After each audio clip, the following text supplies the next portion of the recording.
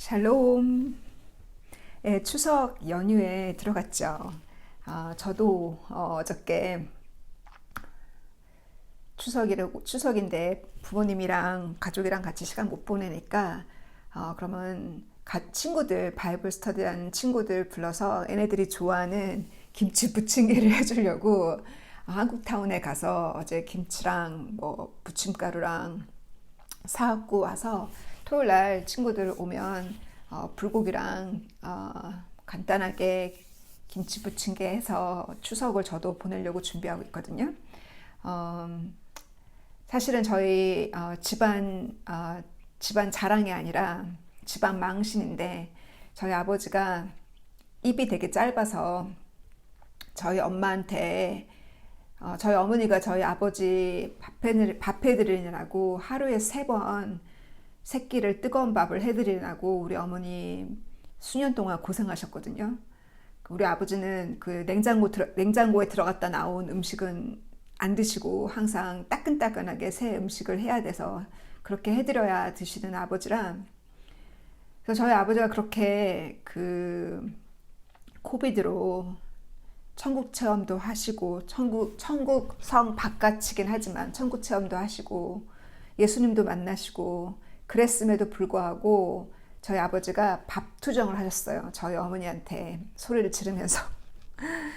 그래서 지난주 토요일 날 성경 공부를 저희 아버지가 밥 투정하시고 소리를 지르시고 성질을 내시느라고 성경 공부를 못했거든요.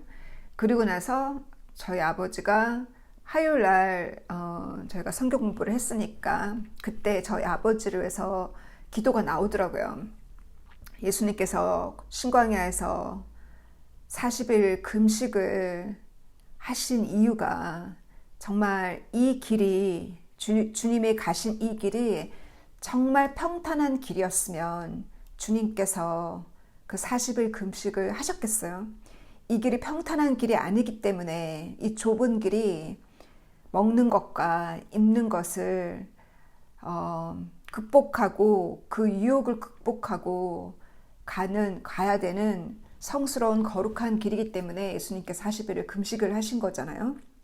그리고 제가 주일날 말씀 나눈 것처럼 이스라엘 민족이 예수님께서 그 가지셨던 40일 금식은 못할지라도 40일 금식을 하신 주님의 그 심정을 알고 주님의 그 마음, 그런 마음으로, 감사한 마음으로 애굽을 나와서 이 광야를 그러한 마음으로 지나갔더라면 물이 없다고 투정하지 않았을 거고, 음식이 없다고 투정하지 않았을 거고, 맨날 똑같은 만어만 먹는다고 투정하지 않았을 텐데, 그랬더라면, 투정하지 않았더라면, 불평하지 않았더라면 가나안 땅을 들어갈 수 있는 세대였는데 못 들어갔잖아요. 그래서 저희 아버지가 그렇게 소리 지르고 또 불평하셨어요. 그래서 성경 공부를 못하고 제가 듣기로 수요일날 어저께 아버지가 다시 아파서 알아 누웠다는 거예요. 동생한테 연락을 듣고 제가 바로 전화를 했거든요. 전화를 하니까 정말 누워 계시더라고요. 그래서 어머니가 핸드폰을 이제 화면을 볼 수 있게 핸드폰을 땅바닥에 두고 아버지 누워 계시는 아버지 길을 향해서 제가 말씀 전하고 기도를 했거든요.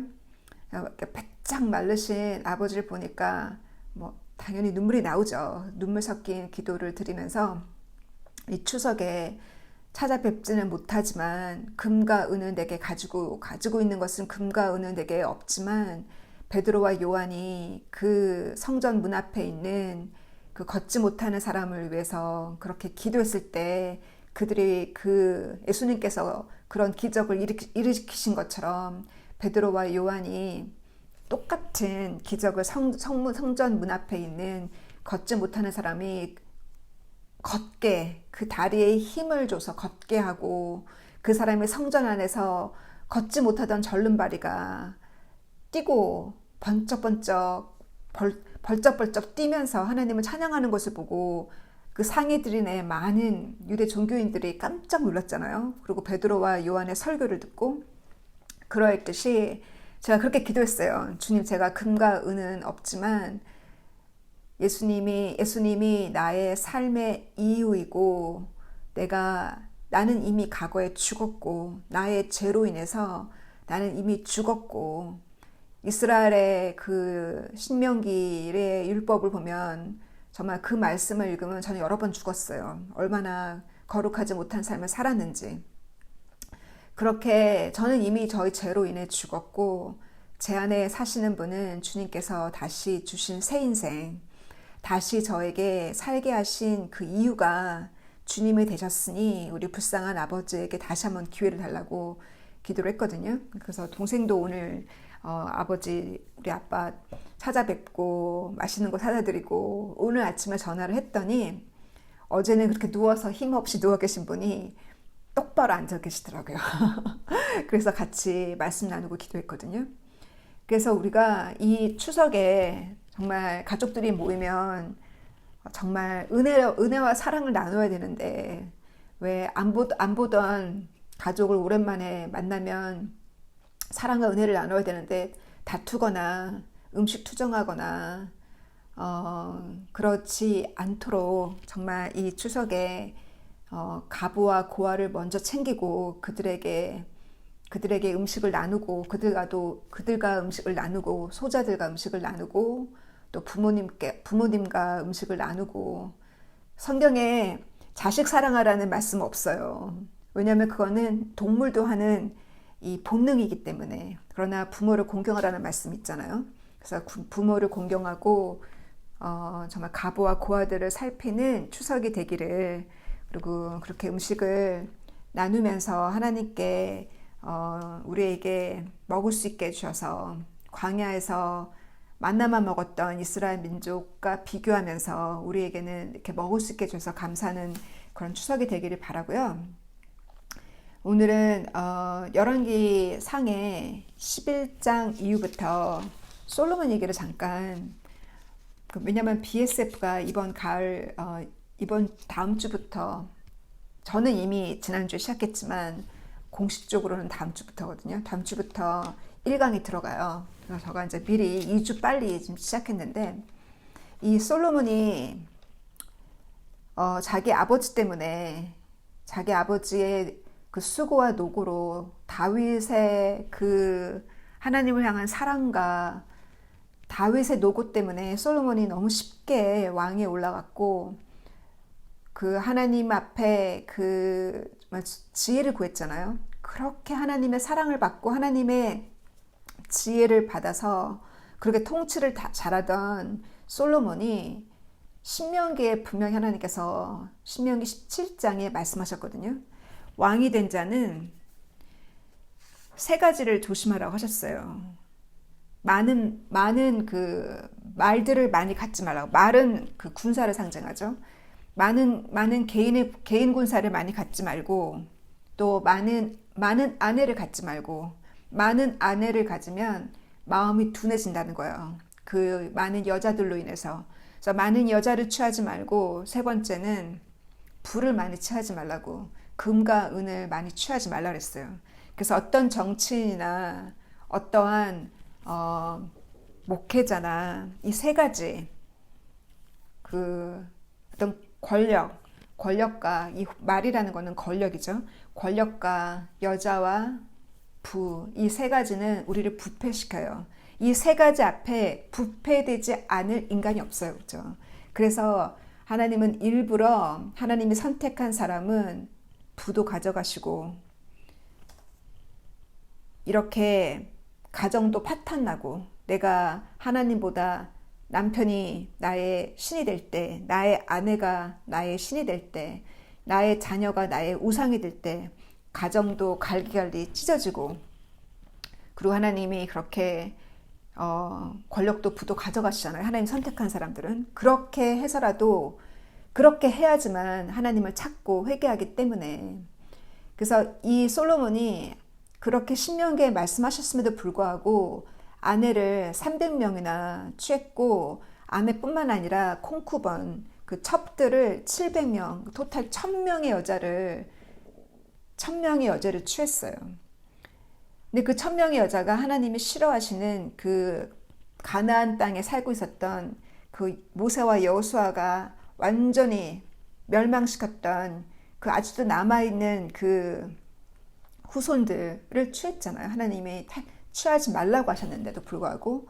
그래서 그들이 원하는, 그 여자들이 꼬셔서 원하는 그들의 신들의 신상을 높은 산에다가 다 짓게 하고, 솔로몬이 그처럼 그렇게 하나님이 제일 싫어하는 10계명의 1번, 하나님 외에 다른 신을 섬기지 말라고 했음에도 솔로몬이 그 죄를 졌고, 하나님께서 선지자를 통해서 솔로몬에게 2번이나 경고를 했음에도 불구하고 솔로몬이 회개하지 않았어요. 그랬을 때 우리가, 하나님이 경고를 하시거든요. 저에게도 여러 번 제가 2013년에도 하나님이 저를 경고를 하셨어요. 저희 아버지가 갑자기 그때도 굉장히 아프셔서 장례식을 준비한다고 그 얘기를 듣고 제가 비행기 티켓을 끊어놓고 얼마나 회개했나 몰라요. 그때도 저를 경고하셨고 2015년에도 경제적인 어려움이 와서 저를 경고하셨어요. 그랬는데도 사람이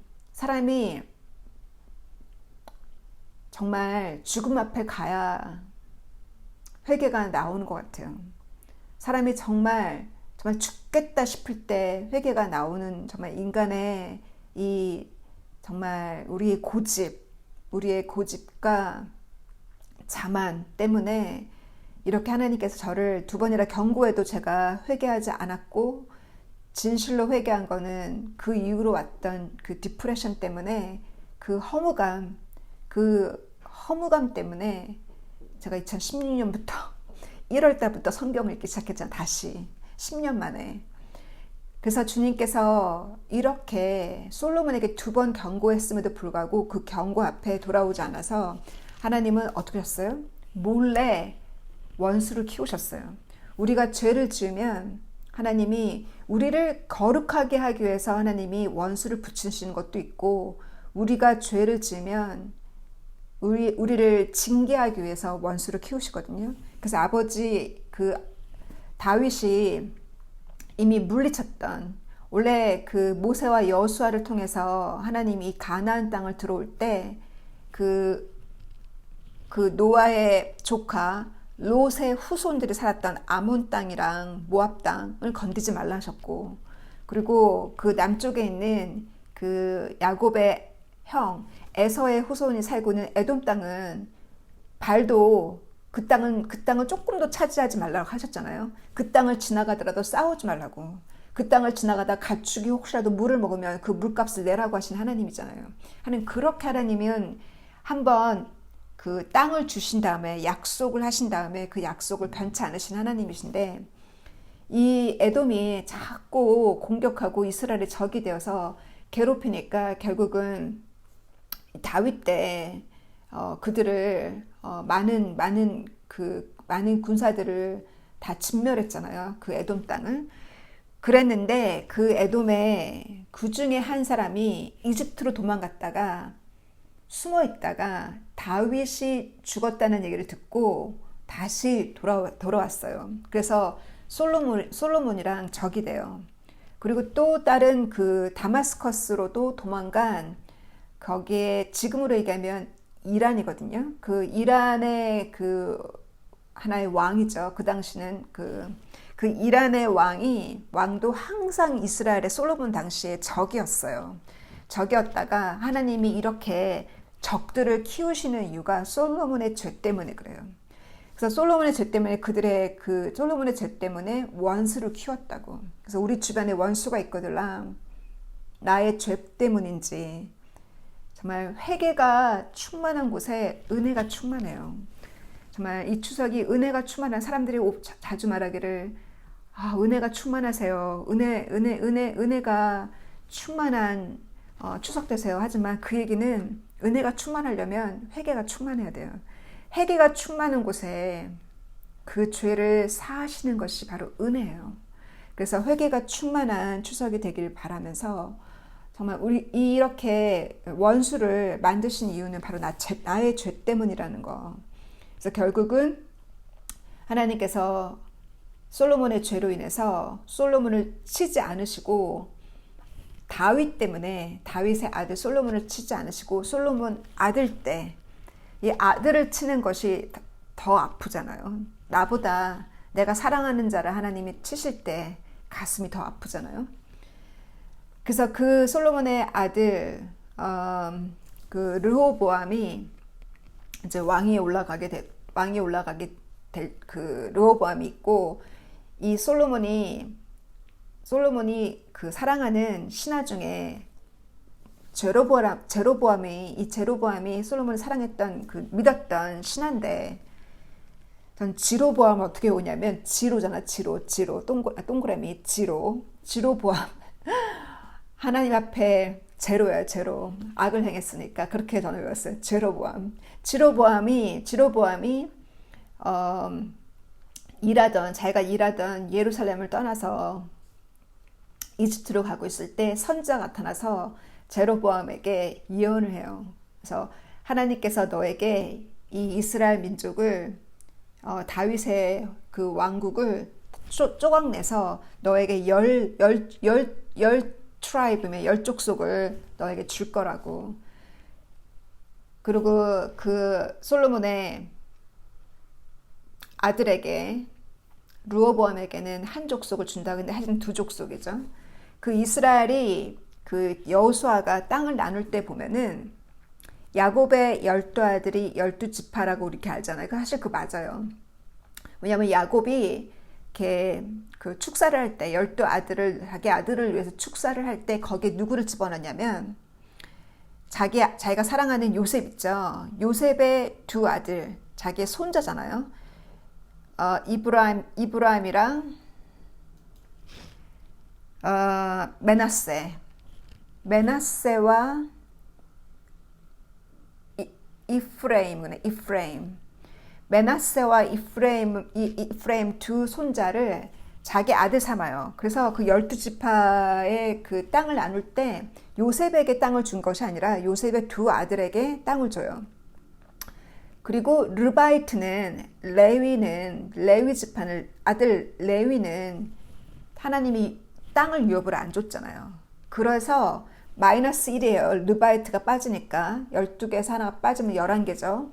거기다가 그 요셉 대신 요셉의 두 아들을 넣었으니까 12이 된 거예요. 그래서 12지파의 그 땅을 나눌 때 12지파고 그래서 북이스라엘에 10지파가 가고 그 르호보암에게는 두 지파 벤자민이죠.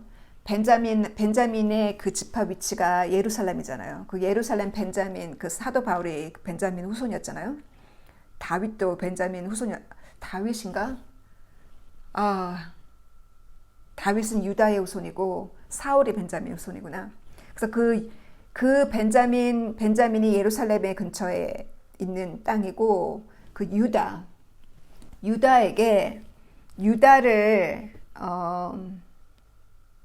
유다를 자기 그 르호보암에게 줬어요. 근데 왜 유다일까? 유다를 준 이유는 그 예언을 이루시기 위함이에요. 야곱이 12아들을 축복할 때 창세기 49장을 보면은 야곱을 축복한 내용이 49장 8절 이유를 쭉 보면은 이 야곱은 사자 같다 그랬죠. 사자. 그래서 예수님을 킹 오브 라이온이라 하잖아요. 여기 그 뮤지컬 그 어린이 책처럼 그 사자 후손이 사자로 상징하잖아요. 그 동물의 왕. 그래서 그 10절을 보면은 The scepter will not depart from Judah 이렇게 나왔는데, 이 10절 내용을 어떻게 유대인들은 생각하냐면, 이 셉터라는 게 그 지배자, 통치자가 절대 유다에서 떠나지 않을 거라고. 항상 유대 땅에서 통치자가 나온다는 거예요. 언제까지? 메시아가 올 때까지. 그래서 이 유다가 결국은 전 세계가 유다의 통치를 받을 거고, 결국은 그러면서 11절 이하를 보면은 He will tender his donkey to a vine. 그래서 당나귀를 탄다 그랬죠? 당나귀에 대한 연다. 예수님이 타신 당나귀, donkey. 그리고 He will wash his garment. 그가 와인으로 옷을 빤다는 얘기는 예수님의 피 흘리심을 얘기하잖아요. 예수님의 그 보혈의 피. 그리고 그가 그 포도주의 그 피의 옷을, 포도의 피의 옷을 입으셨고, 그의 가운은, 그리고 그의 눈동자는, 너무 아름다운 것 같아, 이 표현이. 그의 눈동자는 와인보다 더 어둡다고, 더 다커된 와인보다 더 짙은 눈동자를 갖고 계신 예수님이 그러셨을 것 같아요. 유대인이지만 약간 예수님을 영으로 만나신 분들이 환상이나 이렇게 비전으로 보신 분들이 예수님이 약간 이렇게 다크한 피부를 갖고 계셨다고 그런 얘기를 제가 많이 들었거든요. 그리고 그의 치아는 우유보다 희다 이렇게 표현했죠. 그래서 이렇게 이 유다, 왜 하나님이 유다를 택했을까? 제가 창세기 공부할 때 참 재밌게 주님한테 재밌게 배웠거든요. 유다에 대해서. 그 유다가 야곱이 레이첼을 더 사랑했는데 그 엉클이 속여서 결국 레아와 먼저 결혼을 하잖아요. 레아가 자기 뱃속에서 4명의 아들을 낳아요. 첫 번째 아들이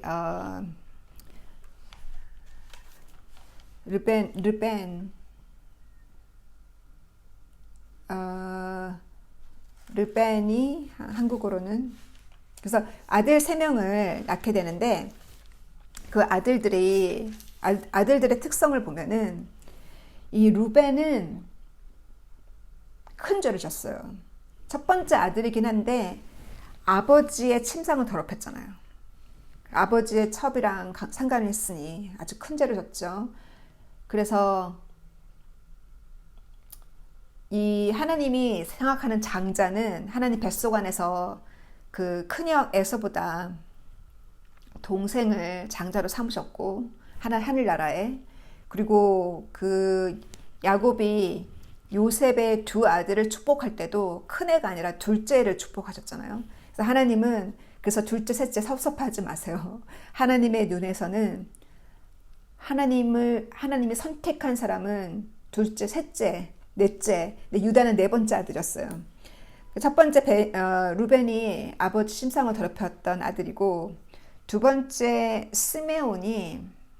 스메온이랑 리바이가, 3번째가 레위 지파인데 스메온과 이 르바이가 굉장히 잔악하게 자기 여동생을 강간한 그 족속을 칼로 다 쳐 죽였잖아요. 그래서 되게 굉장히 잔악했었는데, 그래서 야곱이 되게 시므온과 르바이를 많이 꾸중을 하고 심판을 했죠. 저주를 했죠. 나중에 보면.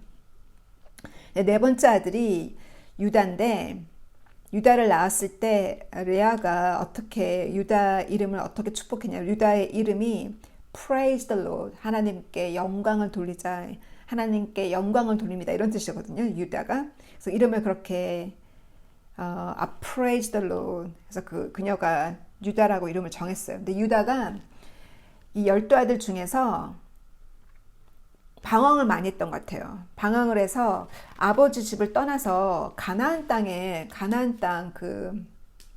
야곱과 함께 있지 않고 지방으로 그 가나안 땅으로 와서 가나안 사람의 딸과 결혼을 해요. 딸과 결혼해서 아들을 3명 낳잖아요. 그래서 그 중에 제가 기도하고 공부할 때 느낌에 유다가 참 방황을 많이 했다는, 그 아버지 집을 떠나서 그런 느낌? 그러면서 그 아들을 다 잃었잖아요. 그러니까 하나님이, 그런 걸 통해서 유다를 하나님께서 겸손케 하셨어요. 아들을 다 잃으면서. 그러니까 부모를 떠나서 하나님이 싫어하는 이방 여인과 결혼하지 말랐는데 유다가 이방 여인과 결혼하고 결국 아들을 다 잃고 그 첫 번째 아들의 며느리가 타마잖아요. 근데 타마가 아버지 유다가 자기에게 씨를 안 주니까 어떻게 했어요? 가장을 하고 결국은 길거리에 서서 그 창녀처럼 유다를 꼬셔서 유다와 상간에서 동침해서 자식을 낳았잖아요. 그 자식이 그 예수님의 족보에 들어가요. 그래서 그 지오놀로지 마태복음 1장에 그 지니올로지를 보면은 족보를 보면 거기에 여자 이름이 딱 4명이 나오거든요. 그 여자 이름 4명이 들어간 이유는 그들이 이방인이기 때문에 그리고 거기 안에 그 창녀 라합도 들어가잖아요. 그리고 보아스가 취한 그 모아바이트 이방 여인 들어가잖아요. 여기 타마도 거기 들어가요. 그리고 다윗이 취한 다윗의 그 자기가 살해한 그 장군의 아내를 취했잖아요. 이렇게 3명의 여인이 그 지니올로지에 들어가는 것처럼 이렇게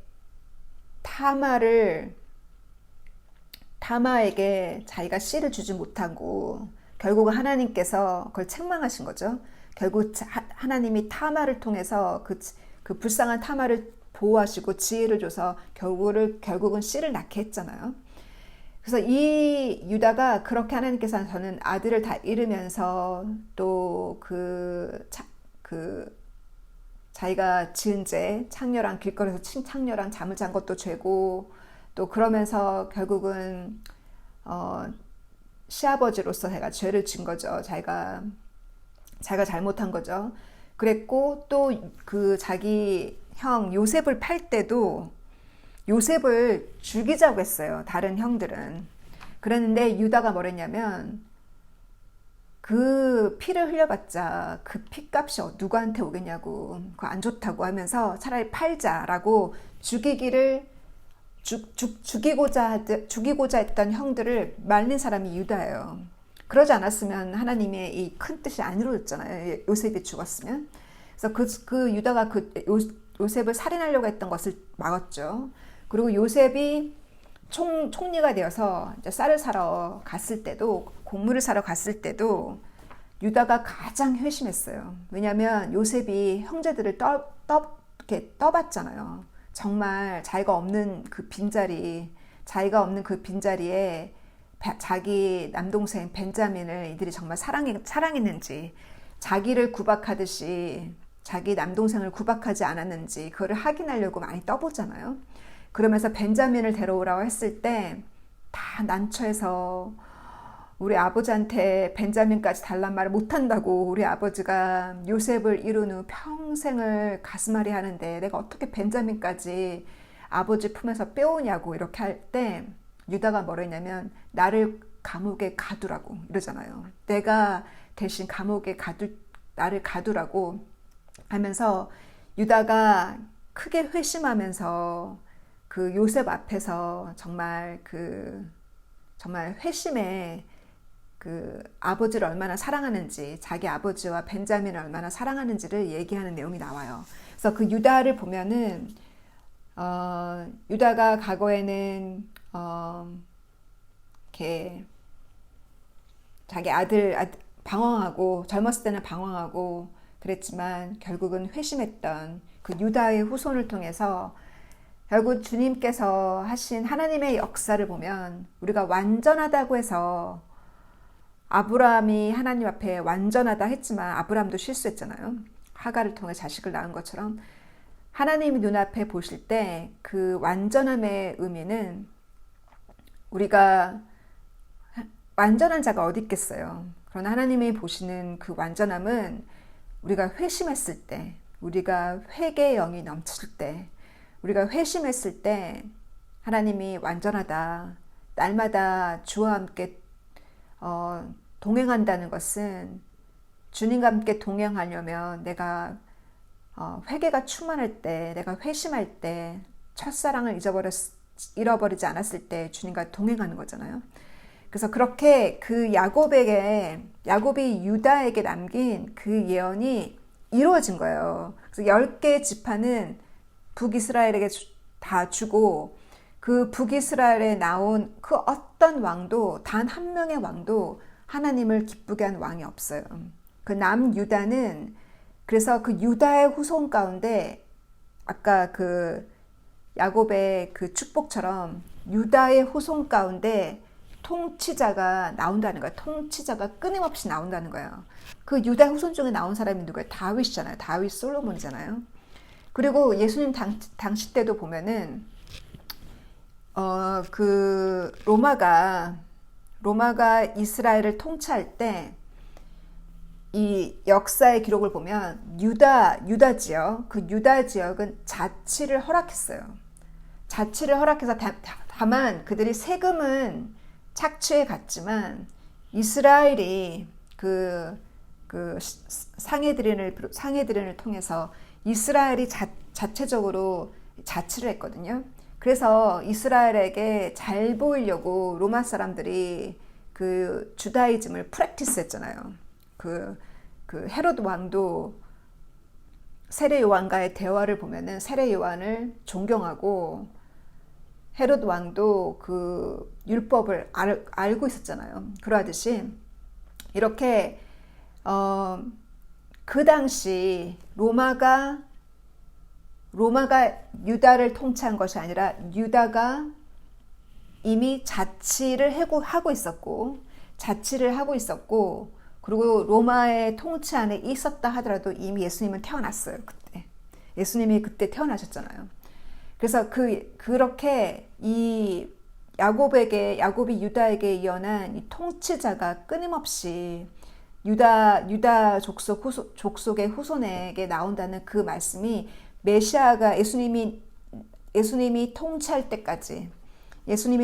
때까지 끊임없이 그 유다 땅에서 나왔잖아요. 그 예언이 이루어진 거예요. 그래서 하나님께서 그 솔로몬 아들에게 그 유다와 벤자민을 주신 거고, 레위 지파는 어차피 땅을 갖고 있지 않으니까, 그래서 레위 지파랑 예루살렘에서 드리는 제사를 통치하는, 제사를 관리하고 성전을 지키는 레위 지파와 벤자민과 유다가 남유다고, 나머지 10지파는 북이스라엘이었죠.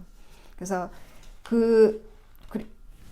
이 내용에 보면은 이 북이스라엘에게 하나님께서 그 솔로몬의 신하 제로보암에게 북이스라엘을 주었을 때 이 10개, 자기가 신하였음에도 불구하고 신하가 왕이 됐잖아요. 하나님이 주신 거잖아요. 하나님께서 내가 10개 지파를 너에게 주고 너가 왕이 될 텐데, 너가 내 앞에 내 계명을 지키고 내 앞에 충성하면 내가 너를 축복하리라고 하셨어요. 그러나 너가 악을 행하며 하나님이 거기에 대한 보응을 하신다고 하셨잖아요.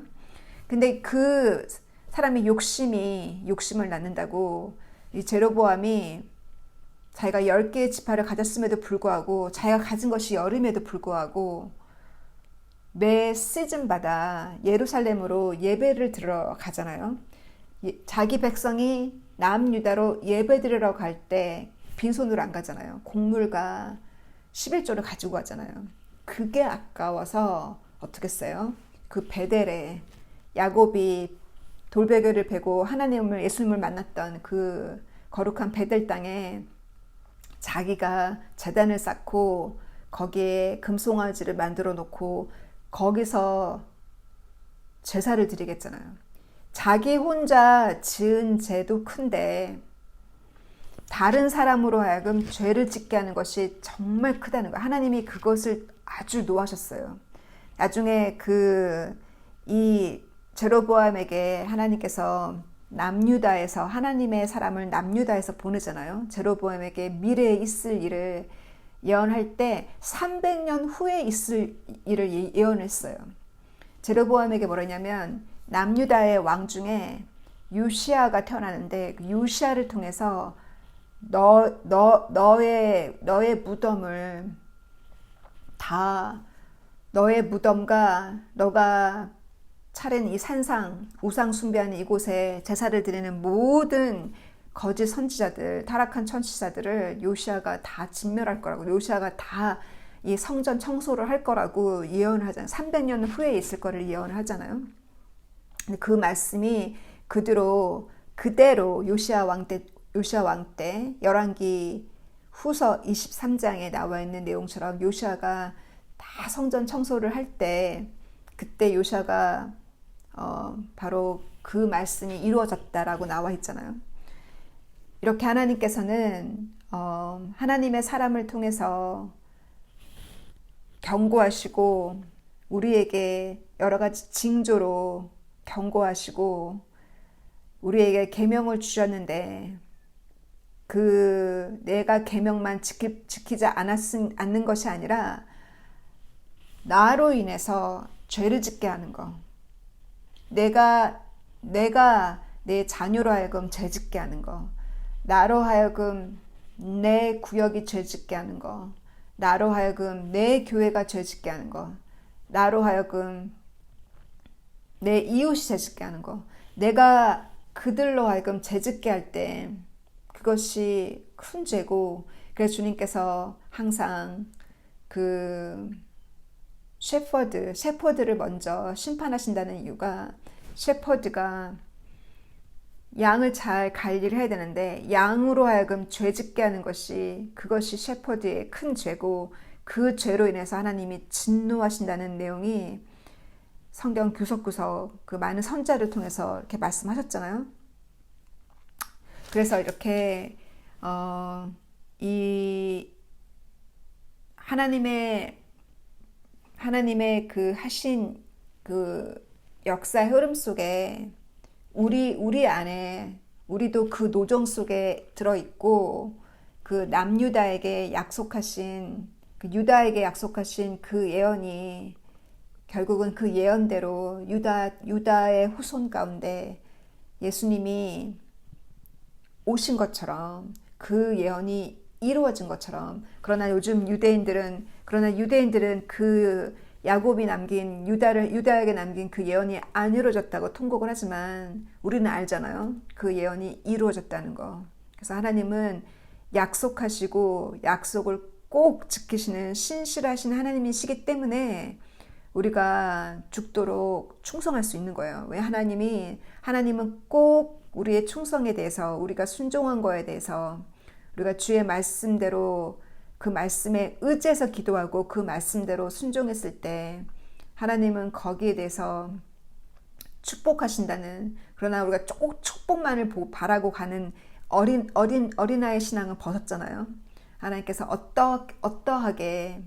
하나님께서 어떠하게 나를 인도하신다 하더라도 사도 바울이 말한 것처럼 나의 은혜가 이미 족하다고, 내가 지은 죄가, 사도 바울의 지은 죄가 하도 커서, 나의 지은 죄가 하도 커서 내가 받은 은혜가 이미 족하다, 이미 족하고, 하나님께서 보여주신 내가 약할 때, 내가 부족할 때, 나의 부족함 속에서, 나의 약함 속에서 하나님이 보여주신 기적, 그것은 바로 내가 한 것이 아니라는 것을 보여주기 위해서 하나님이 일부러 나를 약하게 하시고, 나를 부족하게 하시고, 부족하고 약한 자를 통해서 하나님이 하시는 일을 보여주기 위해서 하시는 일이잖아요.